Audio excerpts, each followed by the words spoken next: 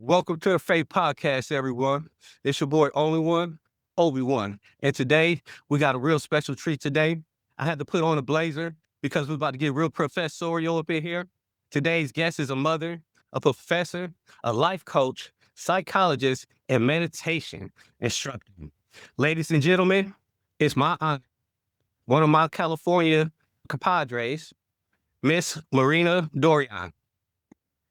Hi, nice to be here. Thank you so much. I'm really excited to talk with you about some of my interests. Yes, I love it. This has been a long time coming. And like I said, you're down there in SoCal, I'm up here in the Bay. It's a lot of love, it's a lot of vibe. You know what I'm saying? If anybody wants to know, I just had to put that out there. You know what I'm saying? We out here. Okay, so let's start this off like this. So tell Mhm. me a little bit about yourself and your interests in mindfulness, meditation as well, and relationships. Okay, well, as you mentioned, I'm a psychologist. I'm a professor at Naropa University in the mindfulness based transpersonal counseling program. And I actually teach remotely, and the university is in Boulder, Colorado, where I lived for a Okay. little bit. Yeah, but I'm back in San Diego. I teach remotely. And I'm also a meditation instructor and life coach. And I also have a podcast as well.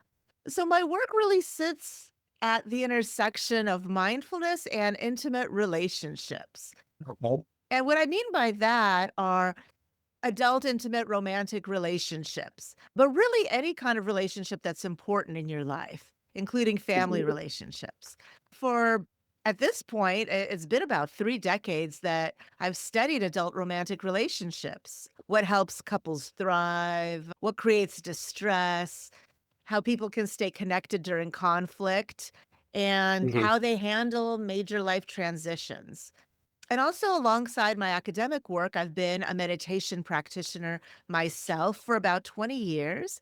And that's, Okay, love that. yeah. So my practice is rooted in the tradition of my teacher, Thich Nhat Hanh, who was a Vietnamese Buddhist Zen teacher that passed away a few years ago.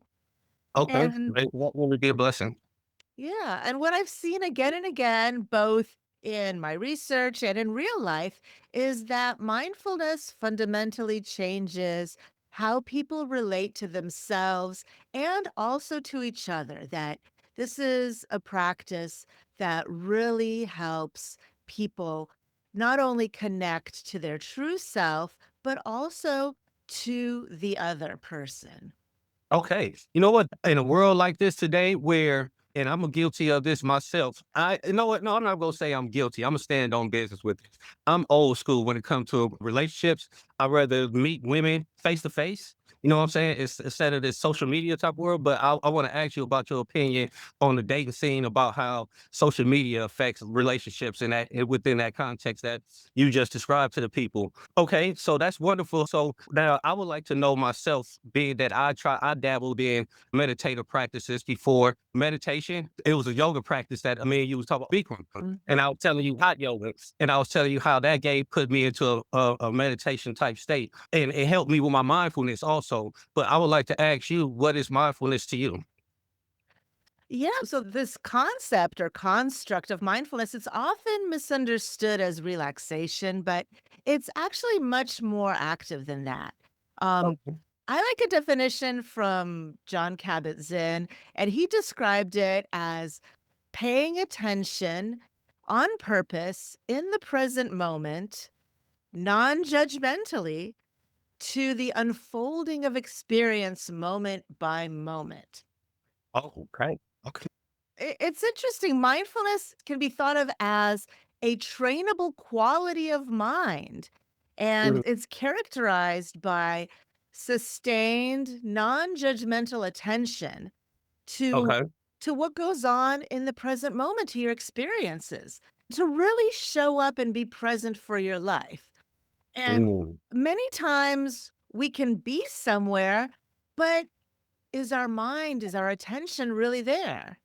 Like Okay. you're zoning out, you're thinking about what happened in the past, or you're worried about what's happening in the future. So Yes. Yes. mindfulness really it involves actively monitoring your thoughts, feelings, sensations, and It could also involve decentering from habitual reactions. Um, Ooh, ooh, let me get my thesaurus right quick. Go ahead. yeah. Oh, boy. So when you think about what is mindfulness and how it can relate to relationships, so our primary relationship is with ourselves. And I've heard it said that our most intimate relationship is with ourself and with our breath. Oh, oh, okay. I like how you did that. Okay, talk to me about that. Let's So, go deeper that with the so breath thing. one of the most basic ways to practice, you can practice mindfulness many ways by Mhm. just showing up for your life, by Mm. paying attention, by being present. And there's also a quality of attention and attitude. The attitude you bring is that you're not judging everything as good or bad, pretty or ugly. You're just letting it unfold and experiencing it in the Okay. moment. And one way to practice it formally is a practice of meditation. And a most basic form of meditation is a mindfulness of the breath. And basically, if you're breathing in and breathing out, you're alive and you have what you need to practice. Mhm. You don't need any equipment. It's not like going to the gym. You don't need a yoga mat. Right. All you need is your breath. As long as you're breathing in and breathing out, you're already in the game. Well, I love that. I love that. I want to go back to something that you said earlier that I'm guilty of that I learned from going to therapy about being an active listener and how you was talking about how, and I was guilty of this many times. And sometimes I still catch myself when somebody's talking to me, my thoughts drift off to something else, or I'm trying to already answer a question that I think they're going to ask, and that's not staying in the present like you were saying. So I'm holding myself accountable, and I'm glad that you was able. I'll go back to this interview and go back over that and put that down. So I love that. It's so okay. So you said that within the parameters of oneself, tuning into oneself, focusing on oneself, and it starts with oneself first. So, but then, so let's talk about. So, what are some of the main challenges that couples face, and can meditation help couples?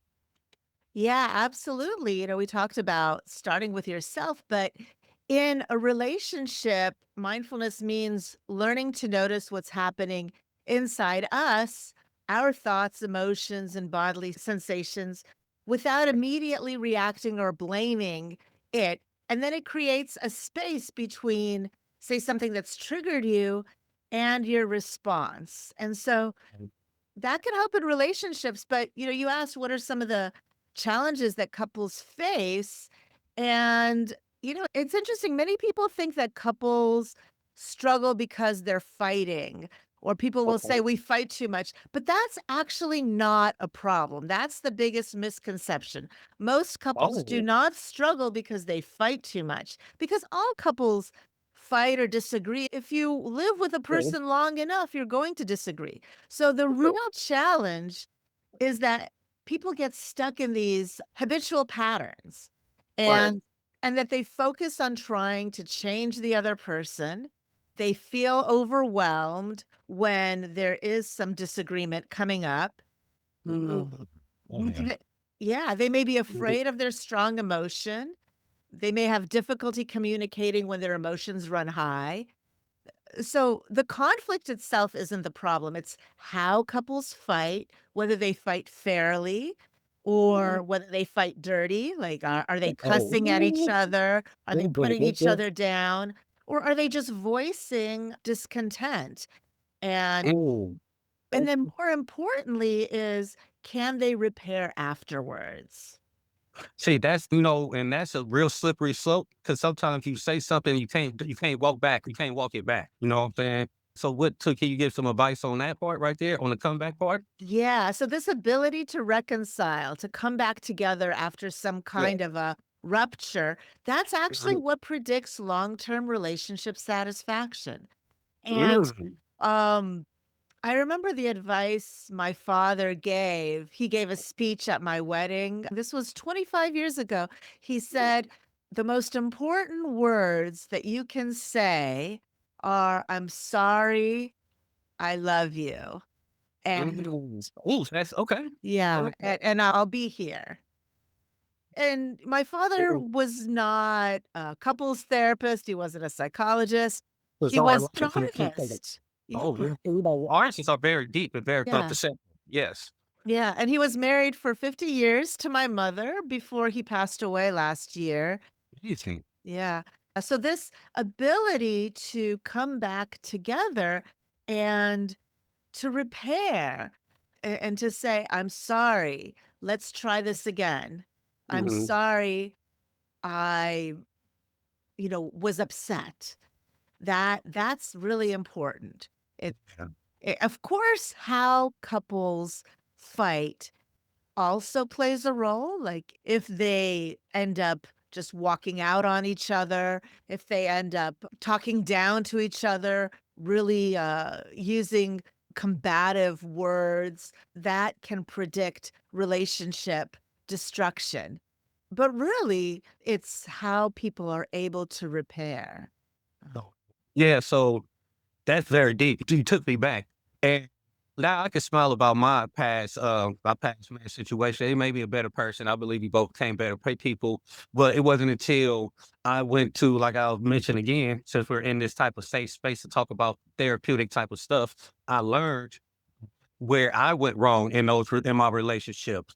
And it gave me the buffer to go into the next couple relationships in my life, knowing what I can and can't tolerate. So within that, I kind of went into a drought and not been in relationships at all, still focused on everything that I have to do in life and trying to push further and follow my dreams and stuff. And I want to know, what do you recommend for somebody that's just so busy in life and they feel like they don't have the time to get into a relationship? Is that destructive or constructive to a person? What's your perspective on that?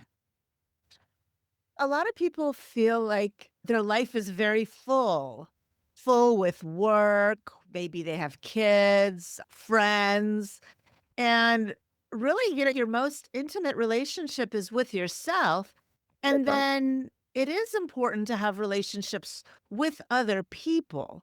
It's not necessary that everybody has to have an intimate romantic relationship that's their primary relationship. Mm. Oh, okay. I like how you're doing this. Okay. Different people may have different needs. There's actually a Right. lot more growing research that folks may feel fulfilled if they have close friendships or family relationships. But for many people, humans are social animals. So complete isolation is usually not a good thing and can be predictive of depression and other problems that people can have. But yeah, if somebody's wanting to have an adult romantic relationship and they feel like they're very busy, it's something that you just have to think about. How can you prioritize this in your life? Okay. Or Yeah. how can you have time to actually make a relationship work with somebody? Because it does take a lot of time.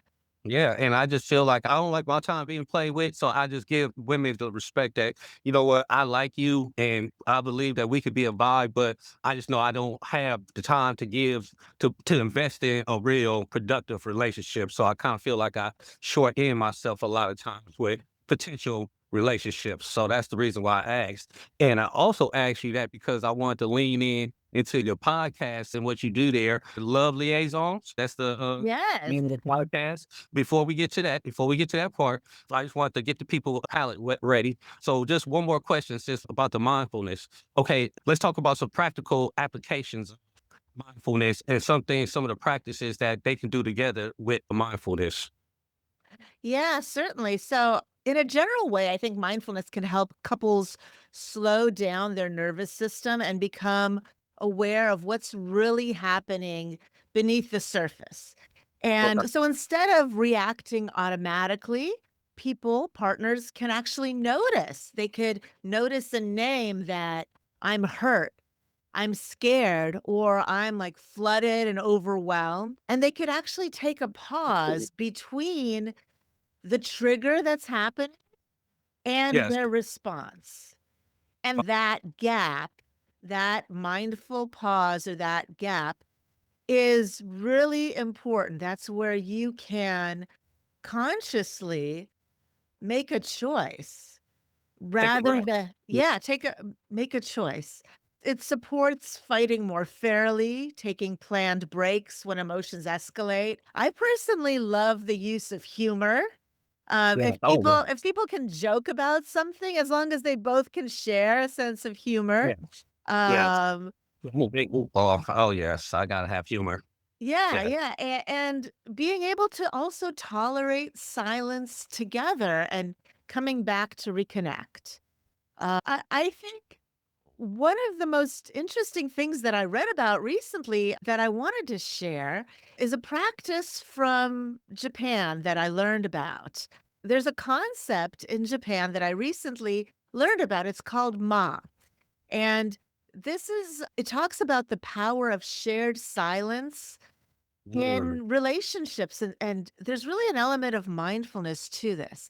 So, this Japanese concept, it refers to an intentional space, like a pause, or some kind of a intermission or an interval. So it's not an emptiness, but this is like a living space and a silence that gives meaning and harmony. And it's practiced in relationships as a deliberate shared silence used to regulate emotions, but not to avoid conflict or conversation and not to withdraw. Here in the West, we often talk about uncomfortable silence. Oh, yes, definitely. Imagine sitting in a car with somebody and not saying anything, or sitting on the couch with somebody and It's not awkward. yeah, and not saying anything, even though that this is a family member or your romantic partner. I feel like we're such an extroverted culture that you always have to be talking. But Mhm. Filling in the the gap.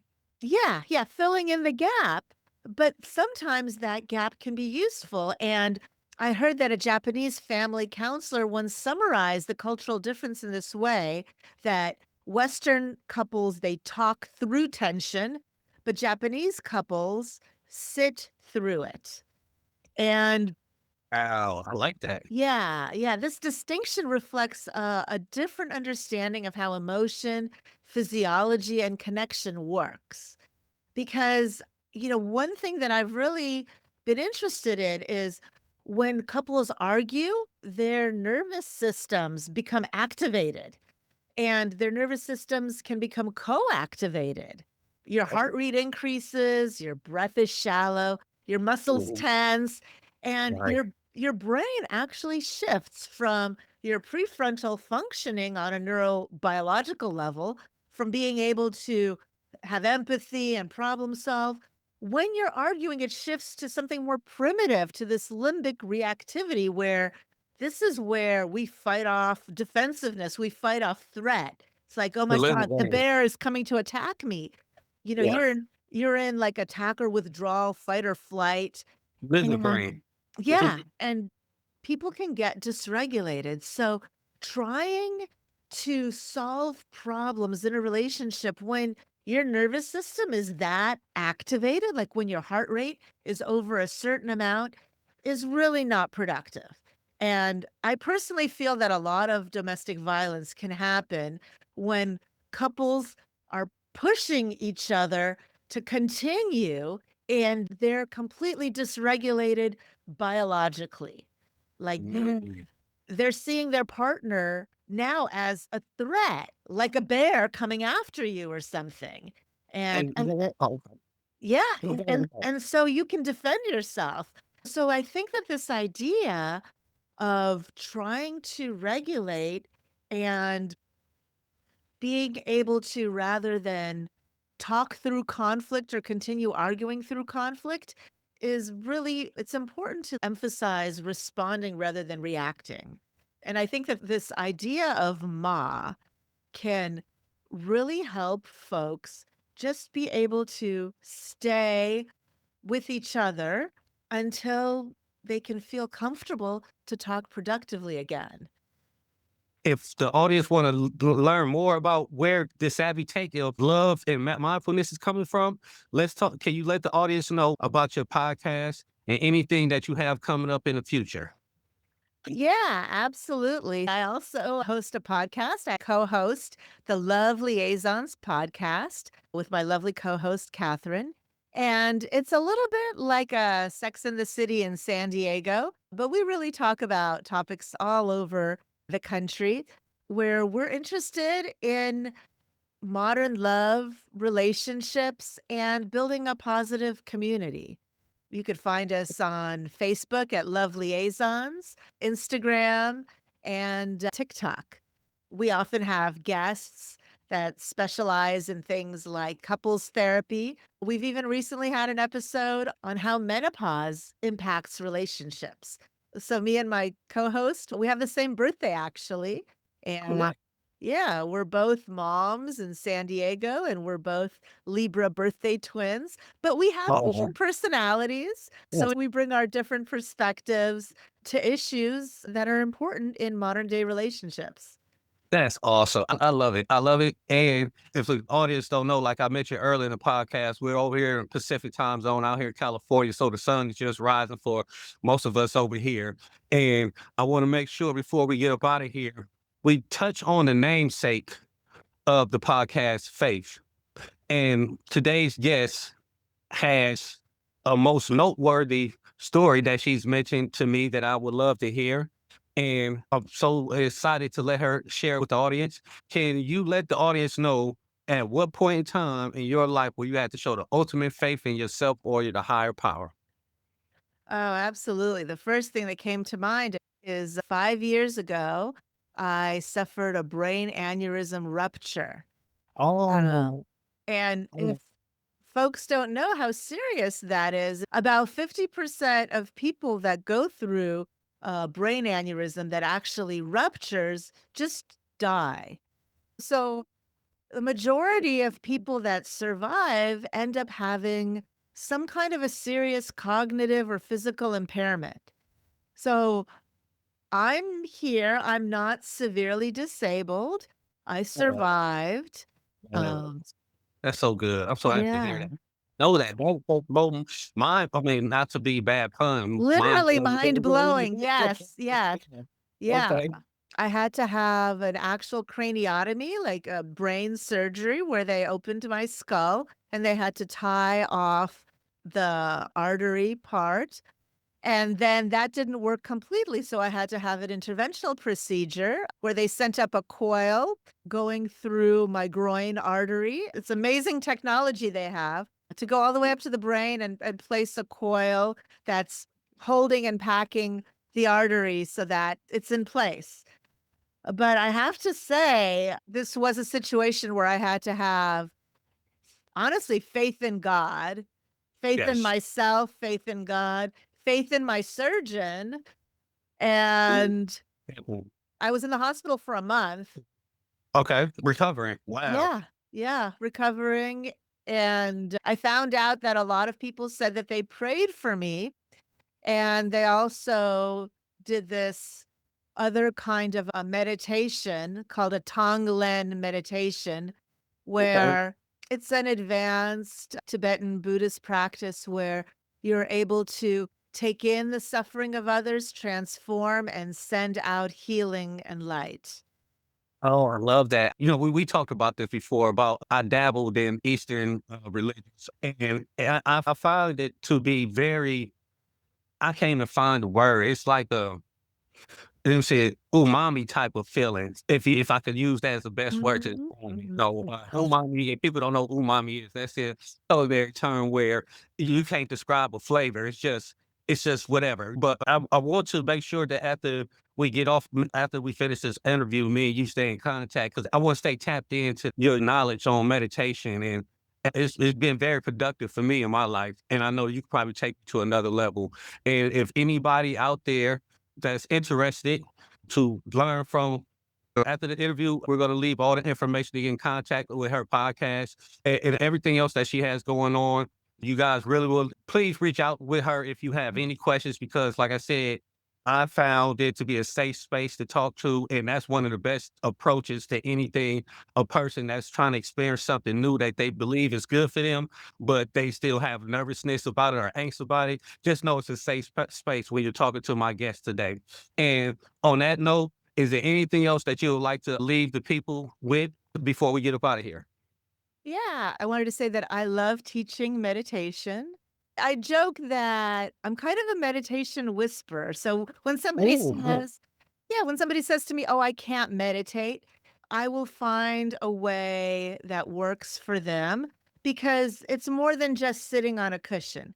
You could mhm. practice walking meditation, you could practice mindful movement, and of course there's sitting meditation. So there's many forms of meditation that I would love to help folks with, and my Instagram is Marina is mindful.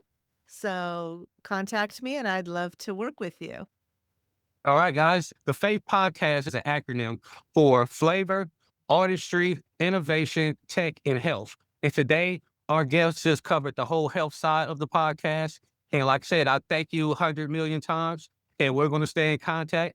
And on that note, guys, stay up. It's a new year coming up. By the time you guys hear this, it'll be 2026. So happy new year to everybody else. To you and yours, stay safe. Bless up. Thank you.